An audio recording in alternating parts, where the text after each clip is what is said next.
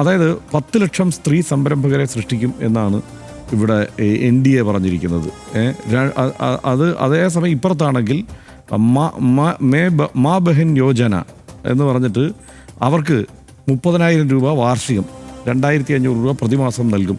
വിധവകൾക്ക് 1000 രൂപ പെൻഷൻ, സൗജന്യ വൈദ്യുതി 200 യൂണിറ്റ് കൊടുക്കും, 500 രൂപയ്ക്ക് ഗ്യാസ് സിലിണ്ടർ.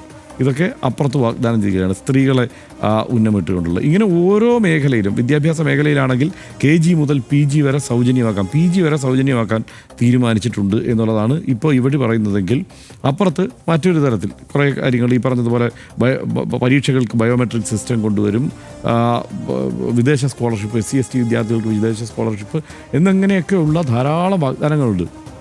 ഇതുവരെ ഭരിച്ചവർക്ക് ഇതൊന്നും നടപ്പാക്കാൻ കഴിയാതെ പോയതെന്താണ്?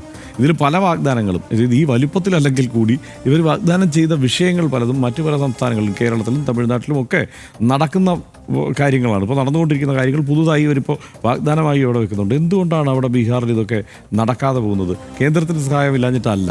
കാരണം കേരളത്തെയും തമിഴ്നാടിനെയും കർണാടകത്തെയും ആന്ധ്രയും തെലങ്കാനയും സഹായിക്കുന്നത് പോലെ അല്ല കേന്ദ്രം ഈ ബീഹാറിനെ സഹായിക്കുന്നത്. അത് ബീഹാറിന് അതിൻ്റെ ആവശ്യമുണ്ട്. കാരണം ആ അവസ്ഥയിൽ കിടന്നതുകൊണ്ടാണ്. ഇപ്പോൾ ഇന്നിപ്പോൾ പലരും ചാനൽ ചർച്ചകളിലൊക്കെ പലരും പറയുന്നത് കേട്ടു, ഈ അതിദരിദ്രരില്ലാത്ത സംസ്ഥാനമാണെന്ന് നമ്മളെങ്ങാനും പ്രഖ്യാപിച്ചാൽ കേന്ദ്രം ആ സഹായം കൂടെ കുറച്ച് കളയും എന്ന്. അല്ല, കേരളത്തിന് സഹായം കുറഞ്ഞു വരുന്നതിൽ അതും ഒരു കാരണമാണ്.